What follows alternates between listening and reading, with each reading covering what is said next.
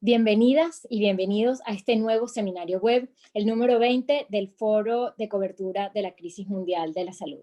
Mi nombre es Dariela Sosa, soy periodista, empresaria y una de las moderadoras del foro.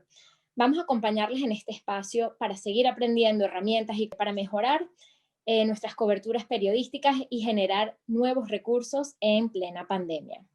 Como saben, estas actividades son iniciativa del Centro Internacional de Periodistas, ICFJ, y IJNet, la Red Internacional de Periodistas. Además de esta conexión por Zoom, estamos transmitiendo por Facebook Live en el grupo privado del foro. Si aún no se sumaron, mi compañera Desiree Esquivel les está dejando el enlace en el chat. Los invito a dejarnos sus preguntas durante el evento. Nos encantaría saber desde dónde se están conectando y los nombres de sus medios. Siempre nos interesa tenerlos en el radar. Y si prefieren recibir las novedades de nuestro foro directamente en su correo electrónico, cada jueves pueden suscribirse a nuestro boletín. Allí les estamos dejando el enlace en el chat. Muchísimas gracias por conectarse y ahora pues damos inicio a nuestro evento. La crisis está exacerbando las desigualdades de género. Sin embargo, el empoderamiento económico de las mujeres es clave para la recuperación económica durante y después de la pandemia. ¿Cómo nuestras coberturas periodísticas pueden visibilizar el impacto de que las mujeres tengamos mejores trabajos, acumulemos bienes e influyamos en las políticas públicas? Bueno, para eso tenemos hoy a unas panelistas de lujo. Tengo el gusto de presentarles a Susana Malcorra, que es la decana del iSchool of Global and Public Affairs del Instituto Empresa, y ha ocupado puestos de máxima responsabilidad tanto en la esfera pública como privada. Por eso nos gustó su perfil, porque es bastante híbrido y estamos seguros de que va a tener muchísimo que aportar. Entre otros, fue ministra de Relaciones Exteriores de la República Argentina y jefa de gabinete del secretario general de las Naciones Unidas. Desde ese cargo coordinó proyectos como la primera misión para combatir el ébola en África Occidental y la misión para eliminar las armas químicas en Siria tras la masacre de Ghouta. Destacan además sus 25 años de experiencia en grandes compañías como IBM o Telecom Argentina, de la que fue CEO también. Susana es miembro del International Women Forum e imparte conferencias por todo el mundo. Bienvenida, Susana. También tenemos aquí, en cualquier momento está por conectarse, tiene unos problemitas técnicos, a María Noel Baeza, quien es directora regional de ONU Mujeres para las Américas y el Caribe. Anteriormente ocupó el cargo de directora de la División de Programas de la sede de ONU Mujeres en Nueva York y directora de la Oficina de Servicios de Portafolio Global. Muy bien, antes de su incorporación a Naciones Unidas, ocupó diversas posiciones en el Ministerio de Relaciones Exteriores del Uruguay, incluyendo consejera política en la Embajada Uruguaya en Washington, D.C. y delegada a la Asamblea General de Naciones Unidas. Bueno, bienvenidas, Susana. Es un gusto de verdad tenerte con nosotros y bueno, comencemos a conversar por lo más actual, ¿no? La crisis por la COVID-19 está exacerbando algunas desigualdades de género y quisiéramos ver cómo ves el panorama desde la academia y bueno, y también desde tus múltiples áreas de experticia. Bueno, hola Daniela y hola a todos y a todas en la audiencia. Es un gusto, como decimos en mi país, un gustazo estar aquí y compartir este espacio con todos y con todas. Yo te escuchaba decir en la introducción que teniendo en cuenta la situación de la pandemia y el impacto de la pandemia y la dinámica de crisis que la pandemia genera, el empoderamiento económico de la mujer se torna fundamental. Yo quiero enfatizar que... Hola María Noel, Hola, mil bienvenida. disculpas, tuve un problema No, no, de no hay conexión. problema, no hay Mil problema, disculpas. ya estamos en el aire. Ok. Entonces, te decía, la cuestión del empoderamiento económico de la mujer es muy pertinente en el contexto de la pandemia, pero es pertinente siempre.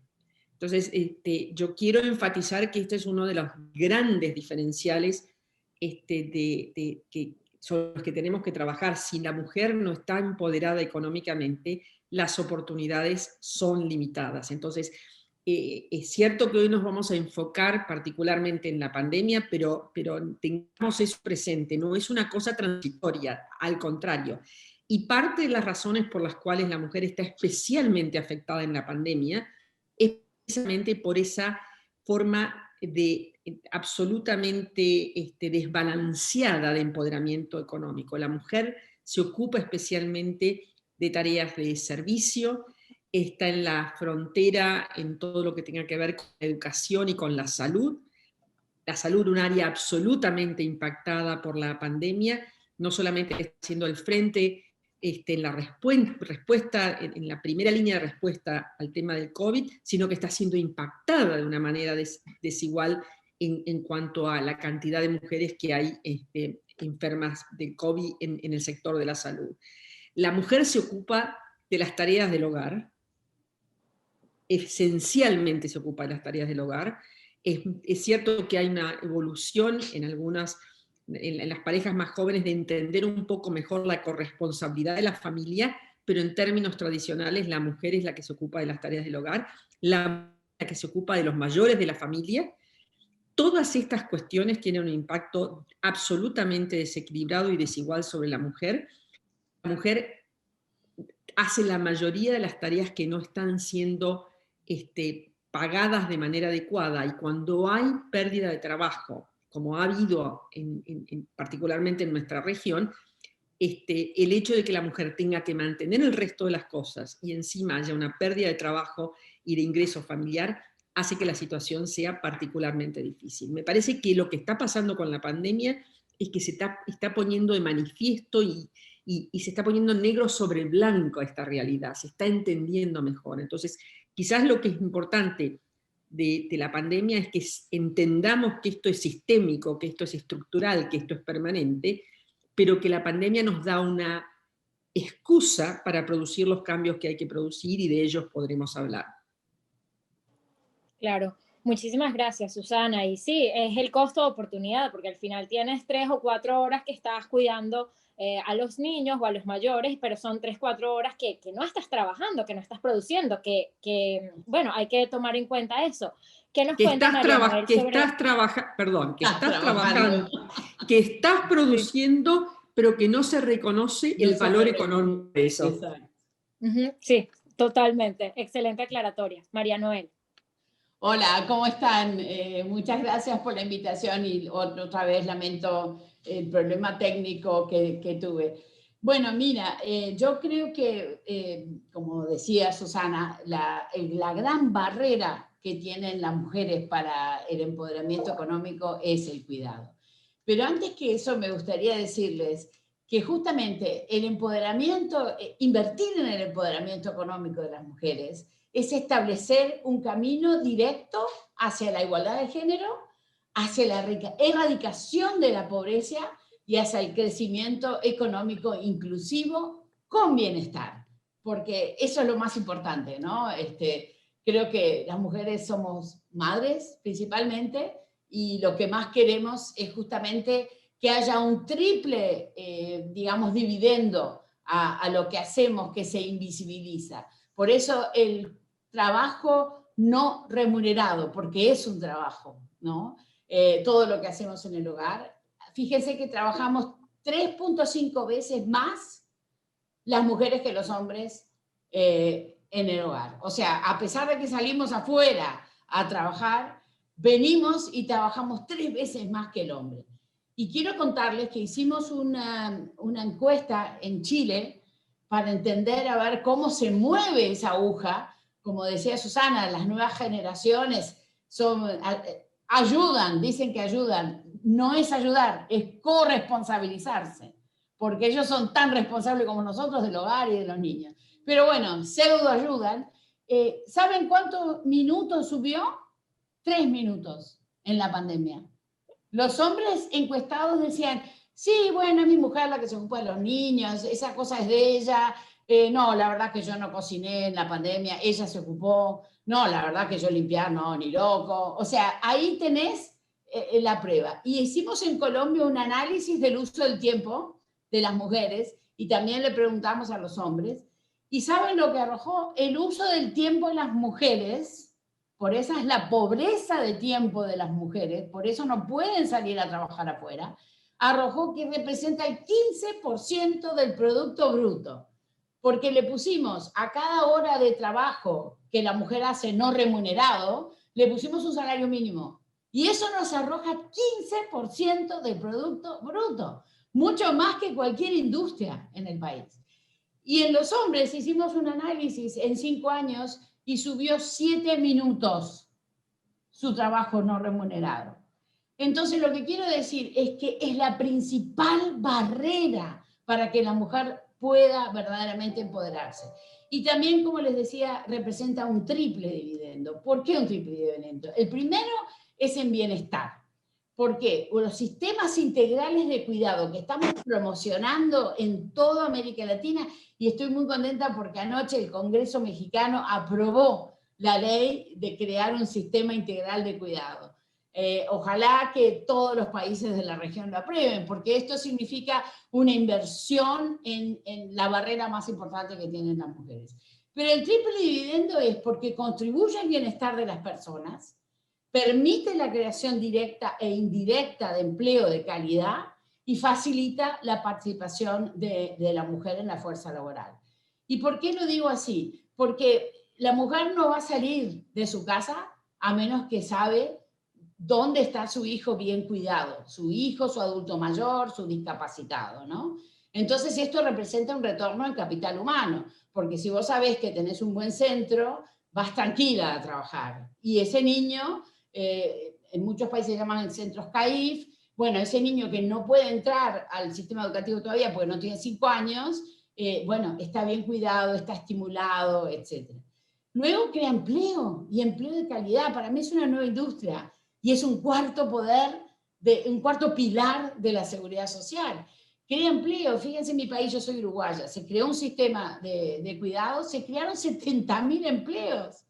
Claro, Uruguay se está envejeciendo, ¿no? Muy rápido, y allí voy porque me voy a jubilar en 2 años y allí seré una más de las viejitas, pero lo que se hizo fue certificar a todas esas mujeres que estaban en la informalidad, darles capacitación, y estas mujeres empezaron a pagar impuestos, porque sus trabajos fueron de mayor calidad. Y esos impuestos fueron a pagar la inversión del sistema, ¿me explico? O sea, se crea empleo, y empleo que es mayoritariamente femenino, porque, bueno, es la tendencia, ¿no?, que tenemos. Y por último, permite que la mujer salga a trabajar tranquila. O sea, tiene un efecto compuesto. Por eso yo siempre digo que la salida de la crisis para América Latina es establecer sistemas de cuidado que permitan a la mujer salir a trabajar y que a su vez genere empleo para los que cuidan. Y también el bienestar para todos, ¿no? Porque los niños quieren socializar cuando son pequeños, les hace bien socializar, los estimula. Entonces yo creo que es un ganar-ganar en todo sentido. Y otro gran tema que hemos trabajado con Susana es la inclusión financiera. Nosotros hemos priorizado estos 2 temas. Obviamente la violencia es una pandemia en la sombra que tenemos que atacarla, y bueno, espero tener oportunidad de contar lo que hacemos, pero tanto el cuidado como la inclusión financiera son las 2 grandes barreras que tenemos que afrontar en la región. Dariela, si me permites agregar a lo que acaba de decir María Noel, yo recuerdo una conversación que tuve una vez representando al secretario general Ban Ki-moon. Fui a ver a un presidente de un país que no voy a nombrar, no era de nuestra región, y uno de los temas que tenía como instrucción por parte del secretario general era precisamente de hablar de algunas de las leyes y políticas respecto de las mujeres. Era un país donde las leyes estarían bastante retrógradas, incluyendo, por ejemplo, el no autorizar la tenencia de la tierra por parte de las mujeres. Entonces empezamos a hablar, y yo le dije a este presidente, digo, presidente, ¿cómo se imagina usted si la mitad de la población no generara, no participara del Producto Bruto Interno? Entonces me hizo toda una historia de lo terrible que eso sería. Entonces dije, bueno, déjeme contarle, eso es lo que le está pasando, porque la población de mujeres de su país no está teniendo el impacto en el Producto Bruto Interno que tuviera. ¿Y por qué traigo esto a colación? Por el número que acaba de dar María Noel respecto de Colombia. Que hayan puesto en valor lo que representa el trabajo de la mujer en el hogar, en la atención de la familia, en lo básico que hace la mujer en el orden del 15% del Producto Bruto Interno, es impactante. Y esas son las cosas que hay que visibilizar, porque hay toda una corriente, lamentablemente en este momento, en muchos sitios, contraria a los derechos de las mujeres, en donde se ha puesto de manera, casi te diría, antinómica, confrontativa, el derecho de la mujer y el derecho de la familia, lo cual es un horror, pero está ocurriendo. Entonces, poner en valor esto en el impacto del PBI demuestra que sí, por supuesto, hay un problema de derechos y que para mí es absolutamente indiscutible, pero hay un problema mucho más evidente todavía, que es un impacto en la economía del país, no solamente en el impacto sobre las mujeres. Entonces, creo que esto, cuando tú decías qué vuelta que hay que darle a la comunicación para que esto permee, estas son las cosas que hay que visibilizar.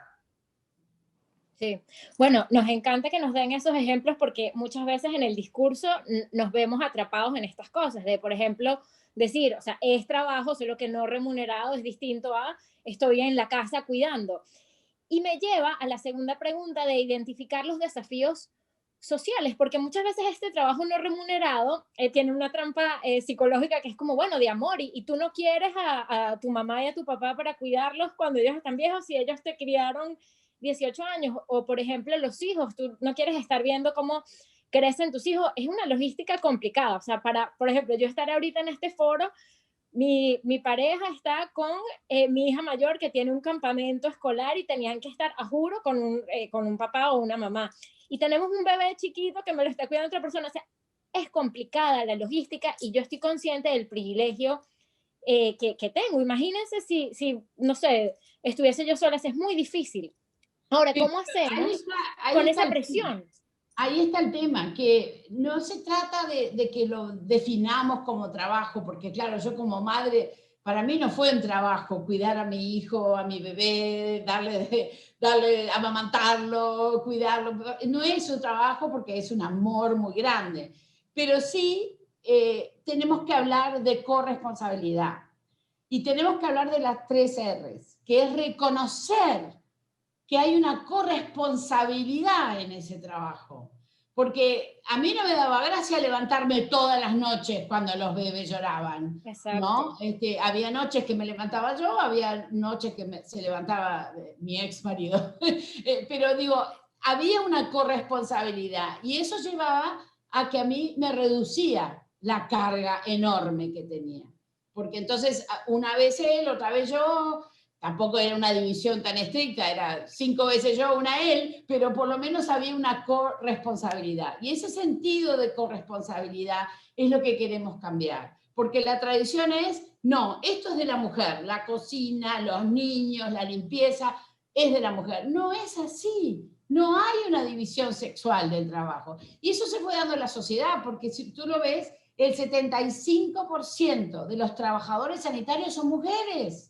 ¿Por qué? Porque se fue dando lo que se daba en el hogar.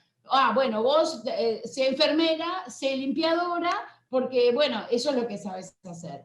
Eso cambió, eso pertenece a una sociedad que dividía el trabajo de una manera patriarcal. Yo, el hombre, soy el que mando, vos, mujer, hacé lo que te digo. Ya se acabó eso, estamos en otro mundo y además estamos en una revolución maravillosa, que es la revolución digital, y que la pandemia nos aceleró. Y esa revolución digital, ¿saben qué? Es femenina, porque al centro de la revolución digital está la colaboración. Ya no hay más competencia. Todo es a partir de una colaboración. Lo que es los startups, los crowding funds, las ideas de investigación, todo se hace de manera colaborativa. Y eso está mejorando todas las soluciones que el mundo necesita. O sea que la revolución digital es femenina. Es nuestro momento de demostrar todas esas cosas que nos han llevado miles de años a decir, bueno, hacelo, bueno, es nuestro tiempo. Pero la corresponsabilidad es fundamental para reducir y redistribuir las tareas no remuneradas y hacerlas visibles, porque la gran frustración de la mujer es la invisibilidad, porque es muy fácil que el marido diga, no, mi mujer no trabaja, está en casa. Yo quiero ver a ese marido un solo día que se quede en la casa cuidando a los niños, la casa y todo eso, a ver si puede lograrlo. Hay muchas películas muy divertidas que le dan la razón a la mujer en definitiva. No es trabajo, es corresponsabilidad. Así es, y como todos los derechos civiles hay que, o sea, digamos, hay que exigirlos también en la persona que se siente vulnerada, porque hay mucha gente buena que hasta que tú no la confrontes y dices, mira, yo no puedo, no voy a hacer esto sola, no me pertenece, no lo va a dejar de hacer. Cualquiera de nosotros lo haría. Si alguien te está quitando un montón de trabajo, tú no vas a ir a, no, yo sí quiero trabajar 5 horas, ¿no? Esto, o sea, los derechos se conquistan, ¿no? Y bueno, vamos entonces a seguir hablando de este empoderamiento económico también, ustedes ya lo tocaron, pero como buen negocio para los países, ¿no? Para que no se vea solo como una muy legítima deuda social, sino también como algo que mencionaban ambas, va a traer muchos beneficios y que nos puede ayudar en este momento de crisis económica global. Por ejemplo, tenemos lo de win-win, inversores por la igualdad, y sería bueno conversar un poco de eso. Sí, justamente porque el otro gran problema que hemos identificado es la inclusión financiera. Fíjate, y Susana te va a contar más porque ellos hicieron unos estudios maravillosos de eso. Pero inversores por la igualdad surge justamente por ese vacío que hay de seleccionar empresas o startups de mujeres, y también que los inversores de riesgo o los bancos acepten que la mujer es sujeto de crédito, ¿no? Y que la mujer tiene ideas que son bancables y que van a ser exitosas. Los números son tan bajos que empezamos a ver, bueno, este es un problema estructural que tenemos que cambiar. Y mirá qué interesante, el BID hizo un estudio en Chile, contrató actores, el número de actores, hombres y mujeres, los mandó a los bancos. 28% menos de crédito obtuvieron las actrices mujeres, con las mismas condiciones, ¿no? Todo lo mismo. ¿Y por qué? Nada más que por el hecho de ser mujeres. O sea, los sesgos inconscientes de las personas que aprueban los bancos estaban ahí. Y eso es lo que queremos eliminar, esos sesgos inconscientes. Pero también los capitales de riesgo, hay una sola unicornia en América Latina, mujer, que logró $1.000 millones, que es Silvina Maschetti, que es maravillosa, una sola, frente a 1.000 hombres, ¿no? O sea, está el concepto de que somos capaces de devolver el crédito, y lo hemos demostrado, devolvemos el crédito mucho mejor, 98%, y que las empresas que se invierten en ideas de mujeres son 25% más rentables. O sea, la demostración está. Lo que hay que cambiar son esos sesgos inconscientes, esas normas sociales absurdas que vienen de mucho atrás, y esa innovación que significa en la sociedad decir, bueno, basta, las mujeres tienen tanto derecho como nosotros en hacer cosas, y somos un motor maravilloso de transformación y de energía para lograr crecimiento económico. Entonces, es el momento de que se acabe esta discriminación y que nos dejen, ¿no? Muy bien, ¿qué nos dice Susana? En primer lugar, retomar lo de los sesgos que decía recién María Noel. Lo de los sesgos es una cosa que María Noel hizo un comentario muy enfático respecto de que hemos superado la sociedad patriarcal. Yo diría, tenemos que superar la sociedad patriarcal, que todavía no estamos allí. Y me parece que parte de ello tiene que ver con la transmisión de los sesgos, la transmisión del el modelo hacia los niños. Y ahí debo reconocer, las mujeres solemos ser copartícipes de esa transmisión. El modelo de que la niña recibe la muñeca y el niño recibe el Lego, es claramente un punto de partida en el cual las aguas se empiezan a separar, y es realmente muy negativo. En definitiva, y acá yo quiero ser muy enfática, de lo que estamos hablando es de participar del poder. Exacto. Donde sea que estemos hablando es de la participación del poder. Eso no se deja de lado de manera voluntaria. los que tienen el poder, los que controlan el poder, los que tienen que ceder parte del espacio, no lo van a hacer voluntariamente. Lo van a hacer porque la presión y los números y los resultados y los ejemplos sean tales que efectivamente se torne en irreversible la necesidad de participar, de ceder participación en el poder. Para esto es prerequisito que las mujeres estemos dispuestas a decir que vamos a pelear por el poder. Y esto es algo que nos pasa muy frecuentemente a las mujeres, que nos quedamos cortas de reconocer que sí estamos hablando de participar en el poder. Yo no estoy sugiriendo que todas las mujeres tengan que tener esa aspiración al liderazgo y a estar en el poder. Me parece, mujeres como grupo, como colectivo, tenemos que reconocer que para cambiar las cosas hay que ser partícipes de las decisiones. Para ser partícipes de las decisiones hay que estar en el poder. ¿Y por qué hay que ser partícipe de las decisiones? Porque un proceso de decisión que no representa la pluralidad, que no representa la diversidad, es siempre un proceso de decisiones escaso, un proceso de decisiones pobre. Y la primera diversidad es la diversidad de las mujeres. Entonces, lo que tenemos que lograr es que en el Estado, en las empresas, en la sociedad civil, la participación sea una participación que nos tenga allí en la mesa en la cual se deciden. Digo en la mesa en la cual se deciden, no es en la silla de atrás de la mesa tomando nota, es sentadas a la mesa decidiendo. Porque es la única manera que se van a producir esos cambios estructurales a los que se refería María Noel, que son cambios que necesitan de políticas públicas. Por ejemplo, yo no creo que sea imposible pensar en que haya una remuneración básica por las tareas del hogar. Yo creo que es perfectamente factible pensar en eso. Solo que hay que pensar en una política de Estado holística, comprensiva, que tenga eso como uno de los elementos, así como el cuidado del niño antes de ir a la escuela. Las políticas de Estado en muchos sitios que tienen un enorme impacto de género las deciden los hombres. Es muy difícil saber cómo hacen para tomar esas decisiones. Yendo a los bancos, las explicaciones que daba recién María Noel, claramente la mujer representa desde el punto de vista del mercado, desde el punto de vista del consumo, una partícipe creciente en todo eso. No hay reflejo de parte de los préstamos, de parte de la representación, de parte de los sesgos que tienen la toma de decisión de los bancos, que esto sea así. Hablo en términos generales, siempre hay excepciones. Y lo mismo pasa en las empresas en general. Cuando uno mira que las mujeres no están en posiciones de decisión dentro de las empresas o no son partícipes al nivel necesario dentro de los consejos de las empresas, eso muestra que hay cosas estructurales que solo cambian si nosotros accedemos al poder. Y la última cosa a decir en el tema del empoderamiento, muchas veces se habla de que las mujeres somos demasiado conservadoras, que no tomamos suficientes riesgos. Esto se dice con un sesgo de nuevo negativo.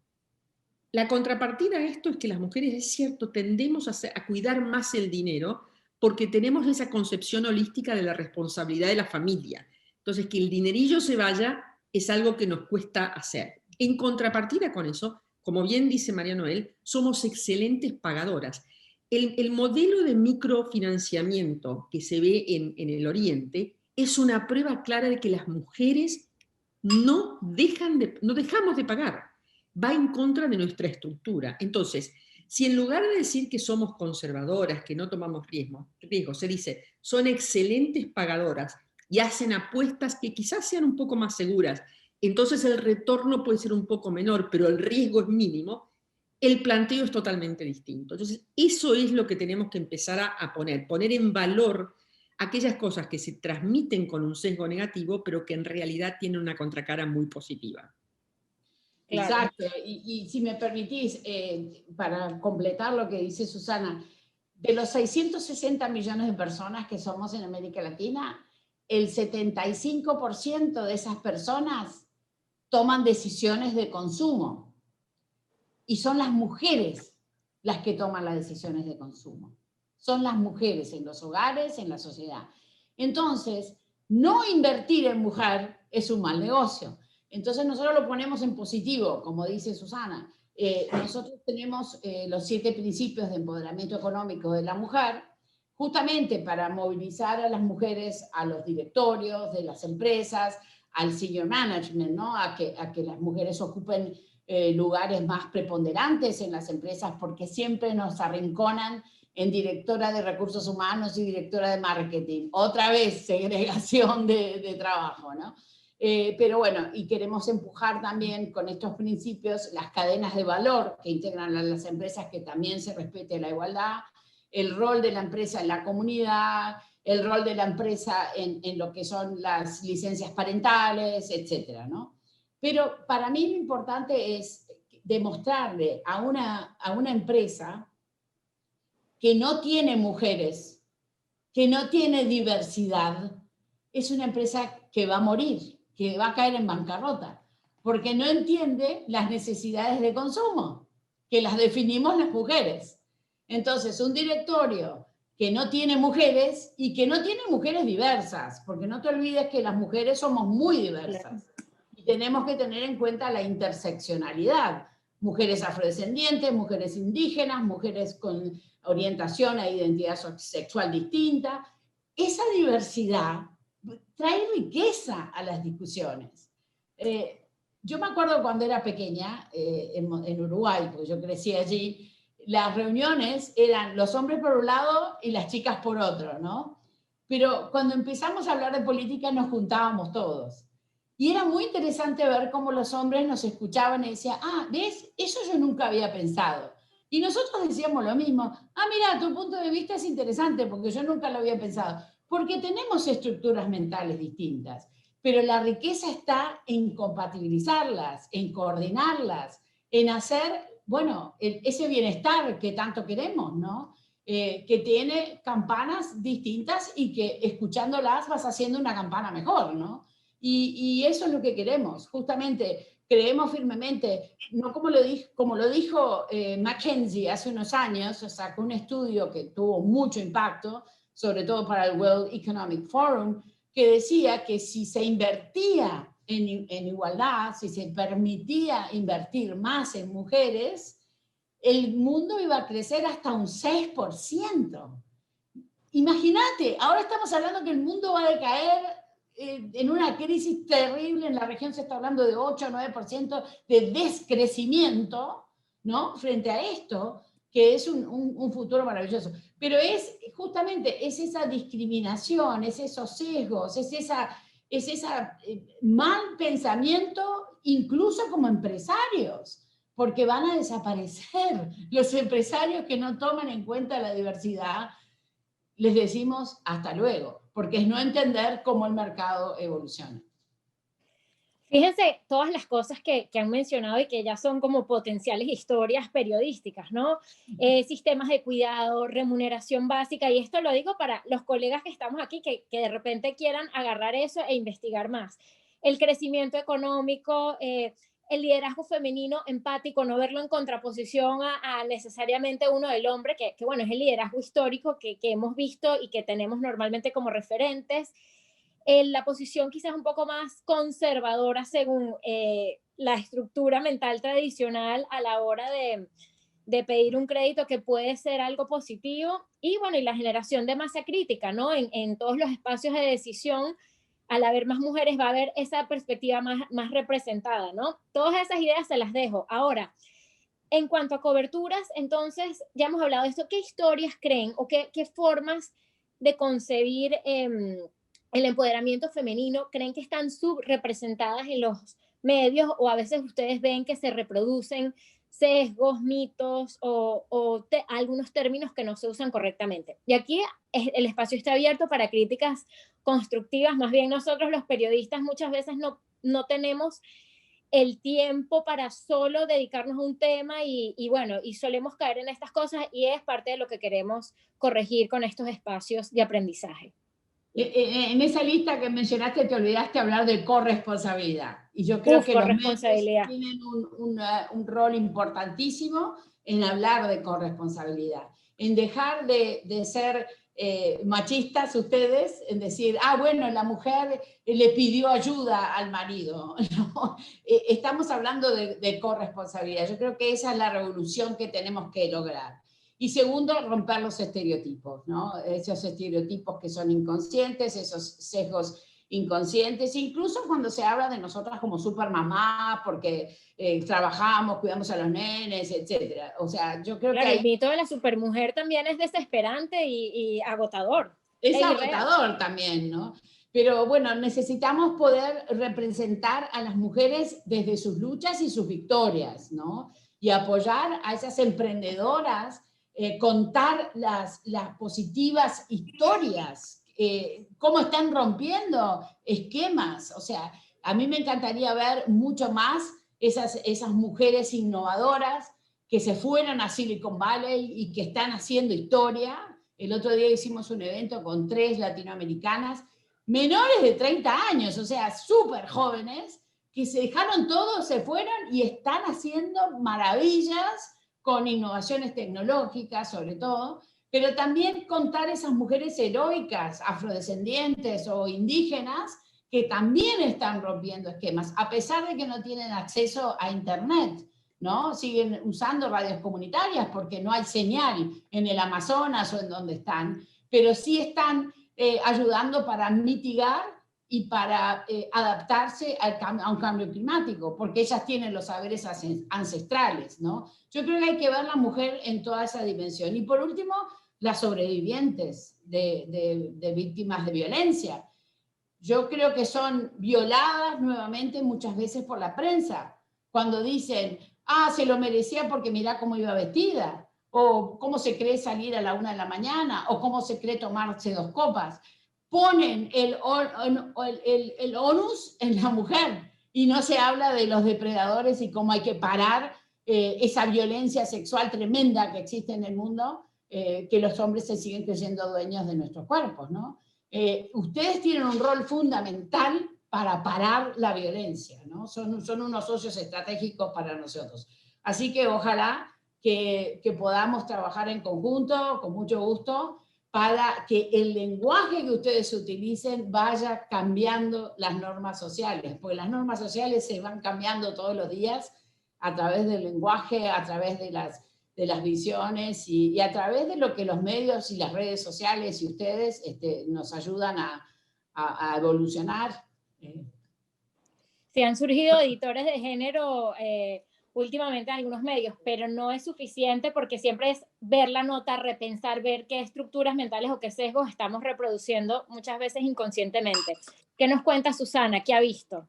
Bueno, yo creo que en términos generales hay una total reproducción de sesgos en la cobertura, total. Cuando se hace una cobertura de una empresaria, sin lugar a dudas se va a hablar de cómo está vestida y se va a hacer alguna referencia a la familia. Y yo me pregunto cuántas veces le preguntan a un empresario exitoso por los hijos, por la esposa. No hay comparación de la forma de las coberturas que se hace sobre las mujeres y sobre los hombres.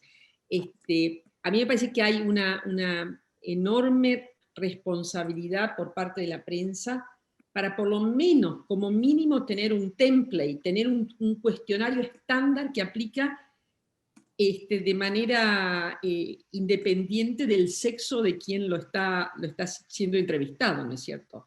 Me parece que enfatizar los casos de éxito de mujeres exitosas sirve para, de nuevo, visibilizar las oportunidades. Y cuando hablo de mujeres exitosas, hablo de mujeres exitosas en cualquier rama que sea, y efectivamente María Noel hizo una buena descripción de eso.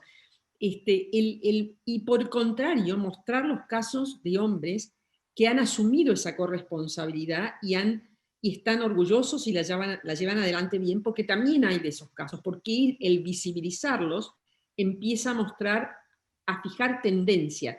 Así como en algún momento fumar no era un problema y de repente empezó a estar mal visto, el poder definir roles, modelos que fijen tendencia, ahora que se habla tanto de los trending subjects y que se habla tanto de los influencers, definir influencers que representen modelos nuevos, a mí me parece fundamental. Entonces, por un lado, el rescatar a la mujer en ese rol de romper barreras y tomarlo no con un sesgo, a ver, ¿cómo hace usted entonces? Porque a mí me ha pasado siempre eso. Y entonces, ¿cómo hace con su hijo? ¿Y cómo hace con su esposo? ¿Y cómo hace para...?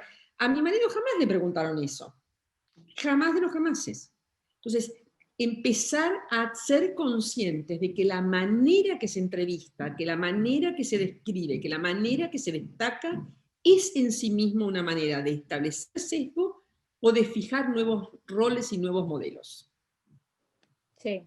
Sí, de hecho, estoy pensando en eso que puede ser, o sea, simplemente un cuestionario estándar o también incorporar, o sea, si pensamos que la familia es algo importante para cada ser humano, preguntar también a los empresarios hombres, o sea, ¿qué sacrificios has tenido que hacer en cuanto a tu familia? ¿Cómo es la relación con tu hijo? O sea, atreverse incluso a ver el éxito desde maneras tan diversas, en donde también, digamos, la forma de ver diversa esté ahí representada. Fíjense, Pero nos es, quedan 15. y Dígalo. sacrificio nada, su corresponsabilidad, cómo la manifestó, porque no es un sacrificio para nosotras como madres y no debería ser para ellos como padres. Pero también hay un tema, no te olvides que el 30% de los hogares en América Latina son monoparentales, dirigidos por mujeres.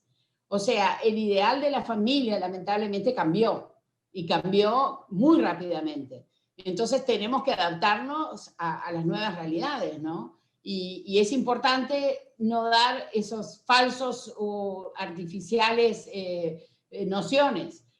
Por suerte, la familia sigue siendo la base de la sociedad, porque la familia es fundamental, pero la familia tiene una integración distinta hoy en día.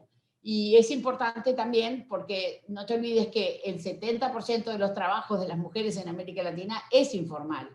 Por eso necesitan ustedes ese background para poder relatar las historias de una manera positiva, ¿no? O sea, hay heroínas que viven al día y mantienen a sus familias y sus hijos se superan con educación y con más educación, pero gracias a ese trabajo arduo que hacen las mujeres que dirigen esos hogares. O sea, también es importante que ustedes vean la realidad de cómo evoluciona la sociedad y no establecer artificios que no existen o que están en vía de extinción y tenemos que fortalecerlos, porque yo estoy una convencida de que la familia como base de la sociedad hay que fortalecerla.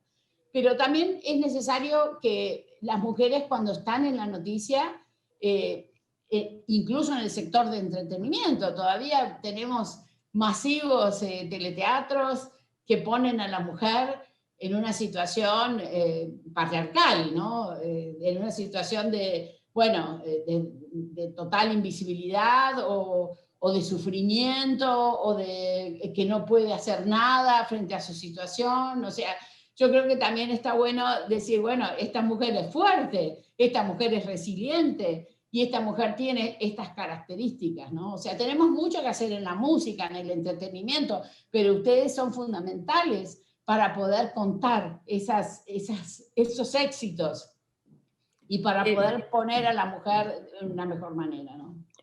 Déjame decir algo, veo el comentario que hace Karen en el chat respecto del cuestionario. Seguramente sobresimplifiqué el mensaje, entonces quiero ser más precisa en lo que quise decir. Yo no estoy sugiriendo que tengamos que haya un cut and paste, un template de los cuestionarios que van a usar. He tenido suficiente experiencia de vínculo con periodistas como para saber que eso no funciona así. Quizás es un cuestionario mental que hay que tener, que deje claro que el estándar de la aproximación a los temas tiene que ser un estándar que no tenga el sesgo de que si es mujer le voy a preguntar o le voy a hacer un comentario respecto de la forma que está vestida, y si es hombre, en todo caso, le voy a preguntar por un deporte, que esas son las típicos sesgos que se dan en las conversaciones. Entonces, no quise sobresimplificar ni de ninguna manera subestimar la laboriosidad que representa una entrevista y la dinámica que una entrevista conlleva para un periodista, pero sí hay una cuestión de empezar a abrir la cabeza, no plantear las cuestiones con esos sesgos. Claro, y bueno, y creo que es parte de esta conversación como en confianza que tenemos y de críticas constructivas en donde nos damos cuenta de que cada pregunta que hacemos lleva consigo una gran cantidad de definiciones de lo que nosotros pensamos de la vida, de nuestra relación con los demás, del país en el que estamos. Entonces, bueno, simplemente es irse sensibilizando más e ir más profundo y ver que revelamos mucho de nosotros mismos con las preguntas que hacemos y también por eso pensar en qué cosas hay que mantener y qué cosas a lo mejor ir ajustando o evolucionando. Fíjense, ustedes son líderes, ¿no? Cada una en sus ámbitos y tienen además experiencias como muy diversas. ¿En qué momento de sus vidas se dieron cuenta de que el empoderamiento económico era tan crucial para la igualdad de género? Porque cuando hablamos de empoderamiento, digamos, se puede ver desde muchos lados, ¿no? Y bueno, este tema de la relación con el dinero, ¿por qué es tan importante? ¿Por qué el dinero compra tiempo? ¿Por qué el dinero puede comprar poder también? Y bueno, quería su testimonio. En mi caso, fue muy temprano en la vida.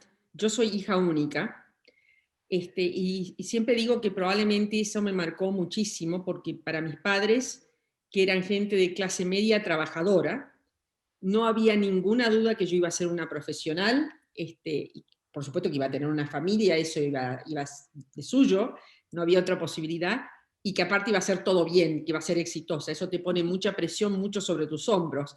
Pero en mi casa, y mi padre me acuerdo perfectamente desde siempre diciendo que era fundamental que yo fuera dueña de mi propio destino y que para ser dueña de mi propio destino tenía que ser dueña de mi dinero, dueña de mi trabajo, eso desde siempre. Con lo cual fue muy natural, a mí no hubo opción en mi cabeza que yo iba a ser, yo soy ingeniera, así que iba a ser una carrera y la hice y elegí una carrera de las que se definen como masculinas. De hecho yo era la única mujer en mi clase en ese momento, y tampoco hubo ninguna alternativa respecto de que trabajar, y aparte trabajé durante toda mi carrera porque mi madre falleció muy joven, así que yo tuve que responder por la familia, pero era evidente, era natural, y eso me lleva a decir que algo que no comenté todavía, que lo que hacemos como padres, lo que hacemos como responsables de la formación de nuestros hijos, es fundamental en cómo se define su futuro. Yo tuve ese privilegio de tener padre y madre que lo veían desde esa perspectiva, y por eso me marcó tanto, y para mí es lo fundamental, esa autoestima, esa seguridad y esa convicción de que la independencia empieza con la independencia económica. Sí, yo tuve, bueno, yo soy la quinta, era la chiquita y llegué después de 9 años, o sea, mis hermanos son mucho mayores que yo. Pero sí, me recuerdo, bueno, mi madre estaba determinada que los 5 íbamos a ser profesionales, y bueno, y lo somos, ¿no? Yo soy abogada. Pero para mí lo que me marcó también fue que ese contraste entre mi mamá y mi papá, porque mi mamá era súper exigente. Para ella no había que parar hasta tener sobresaliente. Y bueno, yo nunca llegaba, a veces tenía muy bueno, a veces tenía, bueno, una vez vine con un regular bueno, ¿no? Así eran las notas en Uruguay. Mi mamá me puso en penitencia y hasta que no subí esa nota no podía ni ver la luz. En cambio, mi padre me dijo, eso es re bueno, regular bueno es re bueno, porque te va a enseñar a superarte, te va a enseñar a que las estrellas es tu límite, vos podés hacer todo. Y me acuerdo que el mes siguiente vine con un sobresaliente, ¿no? Porque ese conflicto, ¿no? De la obligación, pero también de saber que todo lo puede hacer. Y así fue criada. Lamentablemente mi padre murió cuando yo tenía 18 años, y bueno, y salí a trabajar enseguida, y luego entré a la Cancillería por concurso también. Siempre mis trabajos fueron por concurso, ¿no? O sea, fueron por méritos. Y eso también me ayuda a reforzar que cuando estás empoderada, cuando tenés buena educación, cuando podés tener una buena autoestima, como decía Susana, esa autoestima que se genera en el hogar. Y a pesar que era la chiquita de la casa, mis hermanos mucho mayores, siempre tuve mucho, mucho amor. Y ese amor me dio la posibilidad de tener una autoestima fuerte. Pero el valor del dinero lo aprendí de grande, porque la verdad que nunca me importó mucho el dinero, nunca tuvimos mucho, pero lo aprendí de grande cuando tuve mis hijos, ¿no? Cuando empecé a darles a mis hijos esos valores, ¿no?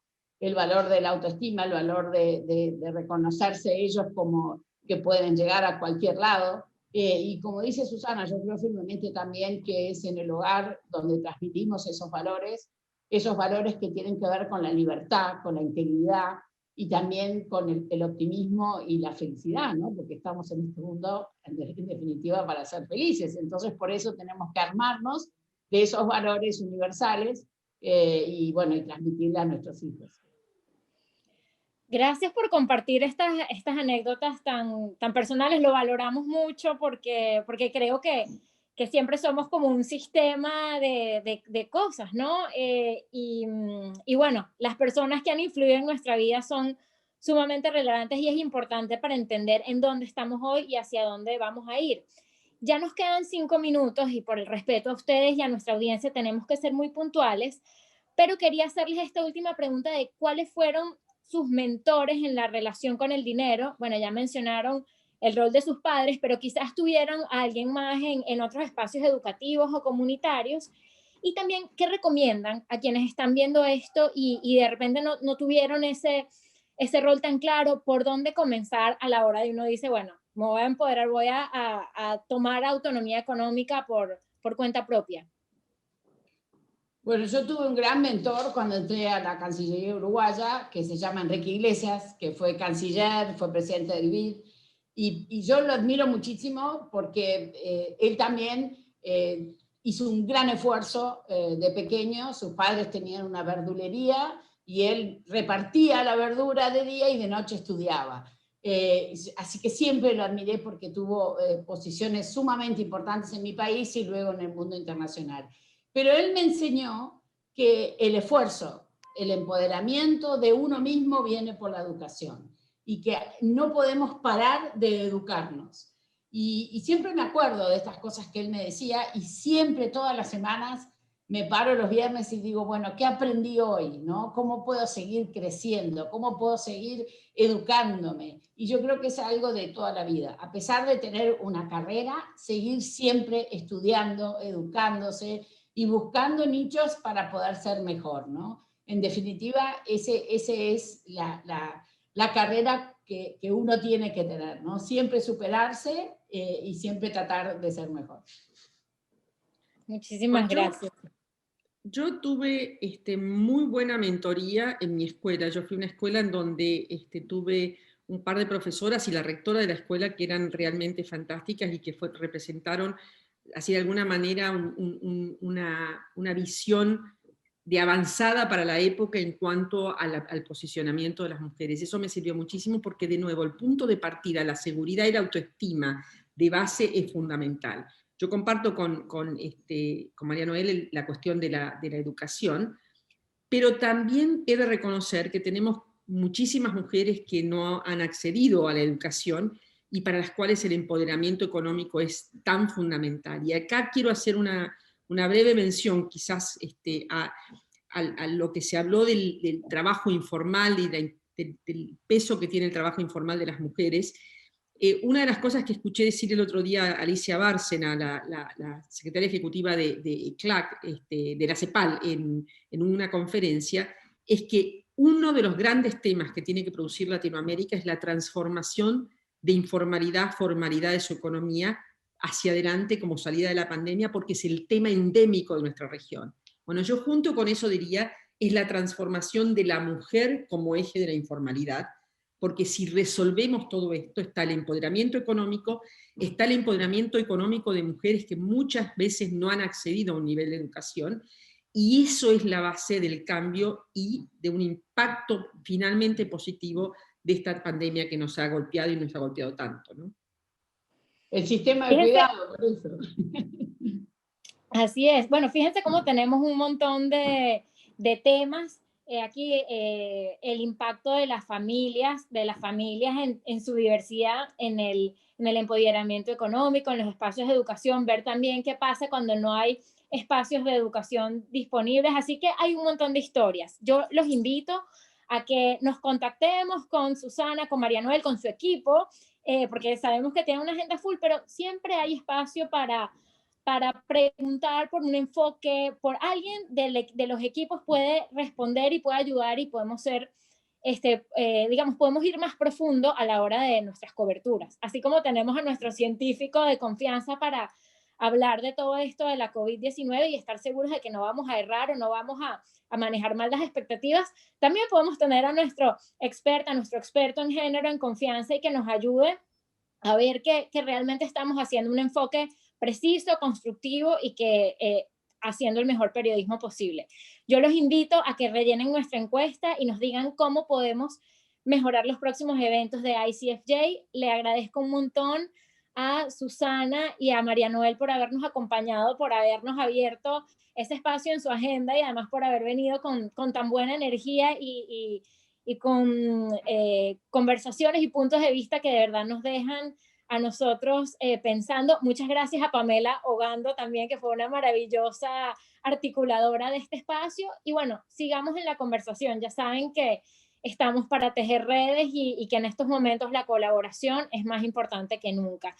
Si quieren volver a ver esto, va a estar disponible en YouTube, también está en Facebook Live y Desiree les está dejando otra vez los enlaces ahí en el chat. Un abrazo y nos vemos muy pronto. Gracias. Un abrazo. Chao, Susana. Adiós. Muchas Chao, gracias. adiós.